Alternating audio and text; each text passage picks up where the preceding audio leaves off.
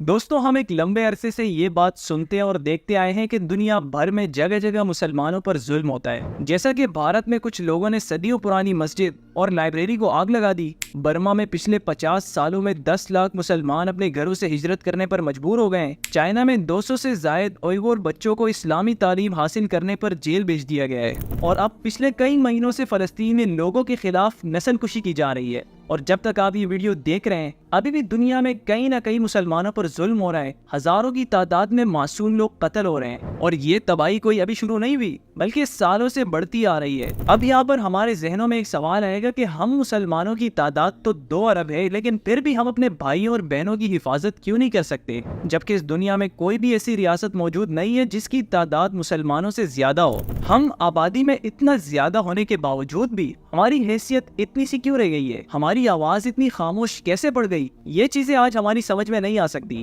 آج کی اس ویڈیو میں ہم ان سوالات کی وجوہات کو جاننے کی کوشش کریں گے، اور ان سوالوں کا جواب بھی ہمیں ان وجوہات کو جان کر ہی ملے گا۔ ان وجوہات کو جاننے سے پہلے میں بات کرنا چاہوں گا قسطنطنیہ کی فتح کے بارے میں، جسے ہم استنبول بھی بلاتے ہیں۔ استنبول کی فتح انسانی تاریخ کا ایک اہم ترین واقعہ ہے، جو کہ ایک دور کے اختتام اور دوسرے دور کے آغاز کی نشانی ہے، اور اس سے بھی بڑھ کر یہ اسلام کی تاریخ کا اہم ترین واقعہ ہے۔ عثمانی سلطان محمد فاتح قسطنطنیہ کو فتح کرنے کے لیے کافی پرجوش تھے، لیکن یہ کام اتنا آسان نہیں تھا، کیونکہ ان سے پہلے بھی کئی قوموں نے اس شہر کو فتح کرنے کی کوشش کی، لیکن وہ سب ناکام رہے۔ قسطنطنیہ کا قلعہ مضبوط تھا اور اس کا دفاعی سٹرکچر بھی کافی زبردست تھا۔ چونکہ اس شہر کو فتح کرنے کے لیے پہلے بھی لوگوں نے اسٹریٹجیز امپلیمنٹ کی ہوں گی، تو اب کچھ ایسا کرنا تھا، کوئی ایسی یونیک اسٹریٹجی امپلیمنٹ کرنی تھی جو کہ آج سے پہلے کسی نے نہ کی ہو، اور اس کے لیے جو خاص قسم کی نالج درکار تھی وہ ایک ہنگیرین توپ بنانے والے ماسٹر کے پاس تھی، جن کا نام اوربن تھا۔ اوربن نے ایک منفرد ڈسکوری کی کہ انہوں نے کچھ میٹلز لیے اور انہیں پگھلا کر ایک ایسا مکسچر بنایا کہ جس کے ذریعے وہ بہت ہی زیادہ طاقتور توپ بنا سکتے تھے۔ اوربن کو اس دوران معلوم ہو جاتا ہے کہ سلطان فاتح قسطنطنیہ کا محاصرہ کرنے والے ہیں، تو اوربن اپنی نالج کو سیل کرنے کا ارادہ کر لیتے ہیں، لیکن وہ پہلے سلطان کے پاس نہیں جاتے بلکہ بازنطینی شہنشاہ کے پاس جاتے ہیں اور ان سے کہتے ہیں کہ میں توپ بنانے میں ماہر ہوں، اور میں ایک ایسی ترکیب جانتا ہوں جو کہ توپ کے گولے کو زیادہ مضبوط اور دور مار بناتی ہے، آپ اسے عثمانیوں کے خلاف بھی استعمال کر سکتے ہیں۔ بازنطینی شہنشاہ اوربن کی بات سن کر خوش ہو جاتا ہے اور کہتا ہے کہ چلو آپ کا فارمولا دیکھتے ہیں۔ اوربن شہنشاہ سے کہتا ہے کہ اگر آپ مجھے اتنا سونا دیں گے تو میں آپ کو وہ کاغذ کا ٹکڑا دوں گا جس پر فارمولا لکھا ہے۔ اوربن کی بات سن کر شہنشاہ اس کا مذاق اڑانے لگتا ہے اور کہتا ہے کہ تم ایک کاغذ کے ٹکڑے کے بدلے میں ہم سے اتنا سارا سونا چاہتے ہو، کیا واقعی ہے؟ اس کے بعد شہنشاہ سپاہیوں کو حکم دیتا ہے کہ اوربن کو زندان میں ڈال دیا جائے۔ اس واقعے کی خبر سلطان فاتح کو اپنے جاسوسوں کی مدد سے ملتی ہے۔ سلطان حکم دیتے ہیں کہ کچھ بھی کر کے اوربن کو ریسکیو کیا جائے اور انہیں سلطان کے سامنے پیش کیا جائے۔ جب اوربن سلطان کے سامنے پیش ہوا تو سلطان نے اوربن کو دگنا سونا دے دیا جتنا کہ وہ چاہتا تھا، اور اس کے بعد اوربن کو محاصرے کے لیے نئی اور جدید توپیں بنانے کا کام سونپ دیا گیا۔ اس کے بعد قسطنطنیہ کا محاصرہ شروع ہوتا ہے، اور اوربن کی بنائی ہوئی شاہی توپ کی مدد سے شہر کی دیواروں میں سنگین شگاف اور سوراخ پڑ جاتے ہیں، اور آخرکار شہر فتح ہو جاتا ہے۔ ذرا سوچیے کہ وہ چیز جو کہ صدیوں سے حاصل نہیں ہو پا رہی تھی، وہ اس ہتھیار کے ذریعے سے حاصل ہو گئی۔ اب ذرا سوچیے کہ اگر بازنطینی بادشاہ نے اوربن کو سونے کے سکے دے کر توپ بنانے کا کہا ہوتا تو نتیجہ بالکل مختلف ہوتا۔ یہ جو واقعہ میں نے آپ کو سنایا ہے، اس سے ہمیں علم، کوشش اور جدوجہد کی اہمیت پتہ چلتی ہے۔ اس کاغذ کے ٹکڑے پر چند چیزیں ہی لکھی ہوئی تھی، لیکن جب آپ کو اس کا علم ہو جائے تو آپ سامنے والے پر غالب آ کر حکومت کر سکتے ہیں۔ آج جو ہم برین ڈرین کا ورڈ یوز کرتے ہیں، یہ کوئی نئی چیز نہیں ہے۔ سلطان فاتح نے بھی اپنے دور میں باصلاحیت اور باشعور لوگوں کو استنبول میں اکٹھا کرنے کی کوشش کی۔ ایسے لوگوں کو تحائف اور مراد دیے جاتے تاکہ وہ استنبول کا وزٹ کریں۔ مثال کے طور پر علی کشجی، جو کہ ایسٹرونومی اور میتھمیٹکس کے جینیس تھے، انہیں سلطان ان کے رشتہ داروں سمیت بہت سا پیسہ دے کر استنبول بلاتے تھے۔ چلیے یہاں پر ایک اور ٹائم پیریڈ کا ذکر کرتے ہیں۔ کیا آپ نے کبھی اندلسین امید اسٹیٹ کا نام سنا ہے؟ یہ ایک ایسی مسلم ریاست تھی جو کہ سائنس اور نالج میں سب سے آگے تھی۔ ایک مشہور فزسسٹ پیئر کیوری کہتے ہیں کہ اندلس سے ہمیں صرف 30 کتابیں ملی اور ہم ان کی مدد سے ایٹم کو تقسیم کرنے میں کامیاب ہو گئے۔ جو باقی کتابیں تھی وہ منگول حملوں کے درمیان تباہ ہو گئی تھی۔ اور اس پر پیئر کیوری مزید کہتے ہیں کہ اگر ان جلی ہوئی 10 لاکھ کتابوں میں سے آدھی بھی بچ جاتی تو آج ہم خلا میں گیلیکسیز کے درمیان سفر کر رہے ہوتے۔ کیا آپ نے کبھی ابن سینا کا نام سنا ہے، جو کہ ایک مشہور فزیشین تھے؟ ان کی کتابیں 600 سالوں تک یورپ میں پڑھائی جاتی رہی۔ جابر بن حیان جنہیں کیمسٹری کا بانی مانا جاتا ہے، اور اسی طرح الزوائری جنہیں فادر آف سرجری کہا جاتا ہے، ان کے علاوہ بھی بہت سے عظیم مسلمان سائنسدان اور ماہرین گزرے ہیں۔ بتانے کا مقصد یہ ہے کہ جب علم ہمارے ہاتھوں میں تھا تو ہم مسلمان حکمرانی کے علم بردار تھے، پھر چاہے وہ اندلسین امیت اسٹیٹ ہو یا پھر سلطنت عثمانیہ کا عروج ہو۔ غزوہ خندق کے دوران رسول اللہ صلی اللہ علیہ وسلم کے زمانے میں حضرت سلمان فارسی نے مشورہ دیا تھا، صرف چند جملے سلمان فارسی کے منہ سے نکلے اور مسلمان خندق کھودنے میں لگ گئے، اور اس اسٹریٹجی نے پوری جنگ کا نقشہ ہی بدل کر رکھ دیا۔ اس طرح ہمارے پاس بہت ساری مثالیں موجود ہیں۔ ایک مسلمان یا تو علم حاصل کرنے والا انسان بن سکتا ہے، یا پھر وہ صرف کھانے پینے اور سونے والا شخص بننے کا انتخاب کر سکتا ہے، کیونکہ جب ایک مسلمان تعلیمی یافتہ، قابل اور اہل ہوتا ہے تو حالات بہتر ہو جاتے ہیں، کیونکہ ہمارا دین بھی ہمیں ان خوبیوں کو اپنانے کا حکم دیتا ہے۔ کیا آپ نے کبھی کوئی ایسی آیت یا حدیث سنی ہو کہ جس میں لکھا ہو کہ علم سے دور رہو، یا صرف عبادت کرو اور تحقیق نہ کرو، اپنی اصلاح نہ کرو؟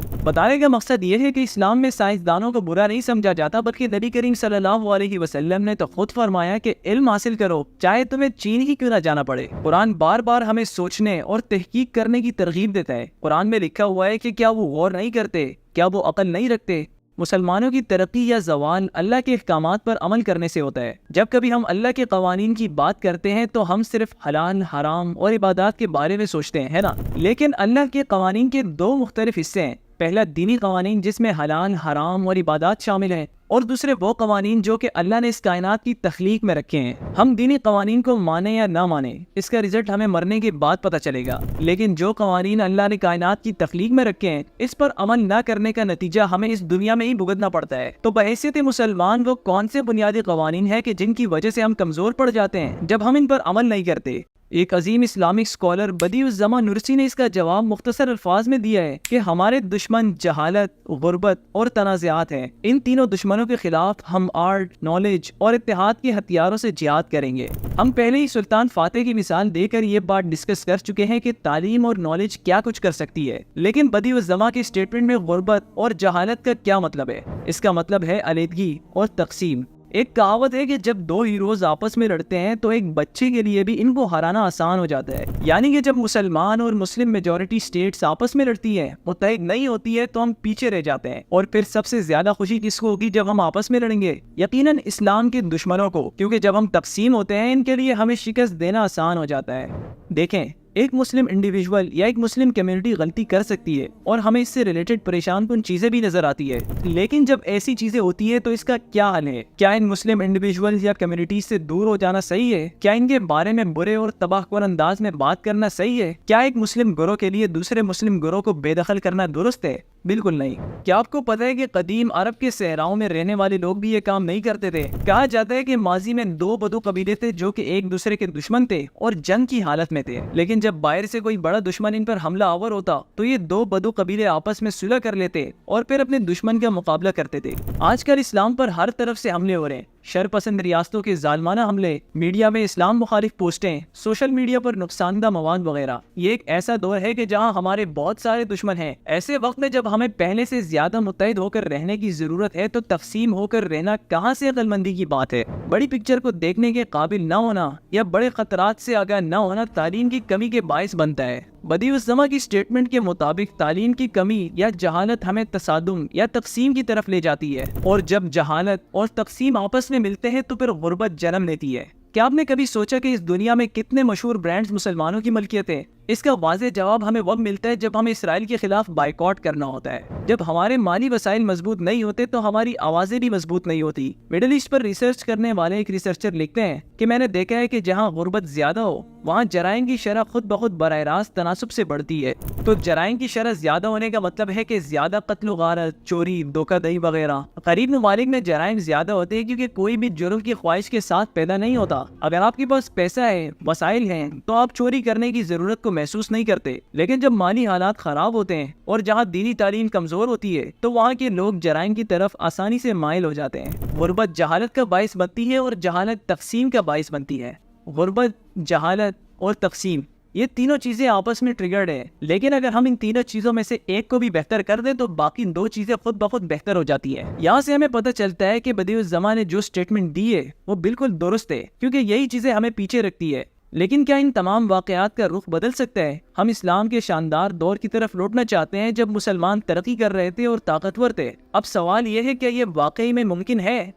ہمیشہ یاد رکھیں، خزاں کا موسم آنے سے زندگی کا خاتمہ نہیں ہوتا۔ جب درخت اپنے پتے جھاڑتا ہے تو اس وجہ سے نہیں ہوتا کہ اس کی جڑیں سوکھ گئی ہے، بلکہ ایسا موسم کی وجہ سے ہوتا ہے۔ جب بہار کا موسم آتا ہے تو درخت کے پتے دوبارہ سے سرسبز ہو جاتے ہیں اور اس کے پھول پہلے کی طرح کھل جاتے ہیں۔ بالکل اسی طرح اگر مسلمان صحیح طریقے سے جدوجہد کریں اور محنت کریں تو ممکن ہے کہ خزاں کے بعد بہار آ جائے۔ اصل مسئلہ یہ نہیں ہے کہ دوسرا فریق ہم سے زیادہ طاقتور ہے، بلکہ اصل مسئلہ ہماری لاپرواہی اور بے احتیاطی ہے۔ ہم اللہ کے دین کو مضبوطی سے تھامنے کے بجائے اس سے دور ہوتے چلے گئے ہیں۔ ذرا اپنے ماضی کو دیکھیں اور اب دیکھیں، وقت کے ساتھ ساتھ انہوں نے اسلام کی خوبیاں اپنا لی اور ہم نے ان کی برائی اپنانا شروع کر دی۔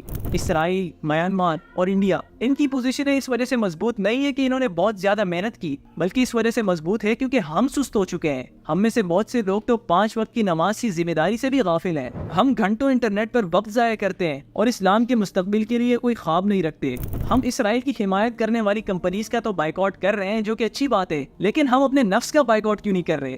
دنیاوی آرام و خواہشات کا بائیکاٹ کیوں نہیں کر سکتے؟ شیطان ہمیں اللہ کے دین اور مسلمانوں کی جدوجہد سے دور رکھنے کی ہر ممکن کوشش کرتا ہے۔ وہ ہمیں سست، بے مقصد زندگی گزارنے کی طرف لے جا رہا ہے، تو کیوں نہ ہم ان چیزوں کا بائیکاٹ کریں؟ ہمارے ذہنوں میں یہ بات آئے گی کہ ٹھیک ہے، لیکن میں تو ایک اکیلا شخص ہوں اور اکیلے میں کیا کر سکتا ہوں؟ لیکن کیا آپ بھول گئے کہ سورہ آل عمران آیت نمبر 140 میں اللہ تعالیٰ نے کیا فرمایا؟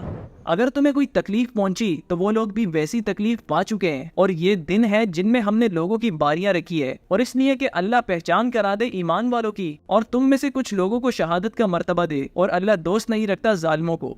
اللہ کا نظام ویسا نہیں ہے جیسا کہ ہم سوچتے ہیں کہ ایک دم سب کچھ بدل جائے گا، لیکن اگر ہم صبر کریں، کوشش کریں، اسٹرگل کریں تو اللہ ہمیں بلندیوں تک پہنچا سکتا ہے۔ اگر ہم نے ابھی اسلام کے لیے کوئی قدم نہیں اٹھایا تو اسرائیل فلسطین میں ایک اور بچے کو مار ڈالے گا، ہندوستان میں ایک اور مسجد کو آگ لگا دی جائے گی، اور ایک اور مسلمان برما میں اپنے گھر سے بے گھر ہو جائے گا۔ مشرقی ترکستان میں ایک اور مسلم خاتون کو اپنا حجاب اتارنے پر مجبور کیا جائے گا۔ ہمارے سب سے بڑے دشمن ہیں جہالت، غربت اور تقسیم۔ ان دشمنوں کو کبھی نہ بھولے، کیونکہ ہم نے ان کے خلاف آرٹ، نالج اور اتحاد کے بنے ہتھیاروں سے جہاد کرنا ہے۔ اگر آپ ابھی یہ سوچ رہے ہیں کہ میں کہاں سے شروع کروں، پہلا قدم کیسے اٹھاؤں، تو حقیقت یہ ہے کہ آپ پہلا قدم اٹھا چکے ہیں، کیونکہ پہلے قدم میں ہمیں خود سے سوال کرنا تھا، جو کہ ہم کر چکے ہیں، جو کہ اپنے آپ میں یہ ایک بڑی کامیابی ہے۔ لیکن اب جو دوسرا سٹیپ ہے اس میں ہمیں ایک گول سیٹ کرنا ہے۔ اگر آپ کوئی گول سیٹ نہیں کرتے تو آپ چاہے اپنے گول کو لے کر کتنے ہی پرجوش یا موٹیویٹڈ کیوں نہ ہو، آپ کی موٹیویشن صرف ایک ہفتے تک ہی رہے گی۔ لیکن اب سوال یہ ہے کہ آخر کرنا کیا ہے؟ تو یہ میں آپ کو بتاتا ہوں۔ اگر آپ کے پاس کسی چیز کا ہنر ہے تو اسے اسلام اور مسلمانوں کے لیے استعمال کریں۔ اگر آپ کی اولاد ہے تو اپنے بچوں کو اسلامی تعلیمات دیں اور انہیں اپنے دین کی محبت سکھائیں۔ اگر آپ کے آس پاس اسکول یا کام والی جگہ میں کوئی غیر مسلم دوست ہے، یا پھر آپ کا کوئی ایسا مسلم دوست جو کہ دین پر عمل نہیں کرتا، آپ اپنے مذہب کو سیکھیں اور اس پر اس طرح سے عمل کریں کہ آپ کے اندر کی اچھائی واضح ہو سکے، لوگ آپ سے سیکھیں، آپ سے انسپائر ہو سکیں، آپ کی باڈی لینگویج اس طرح سے ہو کہ آپ پوری طرح سے اسلامک ویلیوز کو ریفلیکٹ کر سکیں۔ آسان الفاظ میں یہ کہ اپنے مذہب کو بہتر طریقے سے سمجھنے کے لیے کوئی گول سیٹ کریں۔ آپ جو کوئی بھی ہو، آپ کا تعلق کسی بھی پروفیشن سے کیوں نہ ہو، جہالت، غربت اور تقسیم، ان کے خلاف کچھ کریں، اور جب وقت آئے تو اسلام کے اہم لوگوں کو سامنے آنے دیں جو کہ حالات کو بدل دیں گے، اور انہیں اپنے پیچھے ایک بڑا گروہ نظر آئے گا جو اسلام کی حفاظت کرے گا اور اسے زندہ رکھے گا۔ ان اچھے لوگوں میں سے ایک بن جائیں۔ ویڈیو کافی زیادہ لمبی ہو چکی ہے، لیکن اس ویڈیو کو اینڈ کرنے سے پہلے میں ایک قصہ سنانا چاہوں گا جو کہ اس پوری ویڈیو کا خلاصہ ہے۔ ایک زمانے میں ایک کارپینٹر تھا جس نے ایک خوبصورت ممبر تیار کیا تھا۔ اس ممبر کی خوبصورتی اتنی مشہور ہو گئی کہ اس کی شہرت پورے علاقے میں پھیل گئی۔ کچھ لوگ اسے خریدنے کے لیے بھی آئے، لیکن کارپینٹر نے اسے فروخت کرنے سے انکار کر دیا اور کہا کہ میں نے یہ ممبر مسجد الاقصی کے لیے بنایا ہے۔ اس وقت بیت المقدس صلیبیوں کے ہاتھوں میں تھا اور صلیبی بہت زیادہ طاقتور تھے۔ یہ جواب سننے والے لوگوں نے کارپینٹر سے کہا کہ تم خواب دیکھ رہے ہو، یہ ممبر مسجد الاقصی میں کیسے رکھا جا سکتا ہے جبکہ یروشلم پر تو صلیبیوں کی حکومت ہے؟ کارپینٹر نے جواب دیا کہ میں ایک کارپینٹر ہوں، ممبر بنانا میرا فرض ہے۔ جب وقت آئے گا ایک کمانڈر اٹھے گا اور یروشلم کو فتح کرے گا، یہ اس کا فرض ہے۔ یہ جواب سننے والے لوگوں میں سے ایک بچہ بھی تھا جو کہ ہر لفظ کو غور سے سن رہا تھا۔ یہ الفاظ اس بچے کے دل میں اتر گئے، سال گزرتے گئے اور یہ بچہ بڑا ہوا اور اس نے اپنا لشکر جمع کیا اور یروشلم کو فتح کیا، اور پھر اس نے وہ ممبر مسجد الاقصی میں رکھا۔ تاریخ میں اسے صلاح الدین ایوبی کے نام سے جانا جاتا ہے۔ دوستوں میں امید کرتا ہوں کہ آج کی اس ویڈیو سے آپ کو بہت کچھ نیا جاننے کو ملا ہوگا. آپ کو یہ ویڈیو کیسی لگی مجھے کمنٹس میں ضرور بتائیے گا اور اس چینل کو بھی ضرور سبسکرائب کیجیے گا. آپ سے ملاقات ہوگی ایک نئی ویڈیو میں. تب تک کے لیے اجازت دیجیے. اللہ حافظ.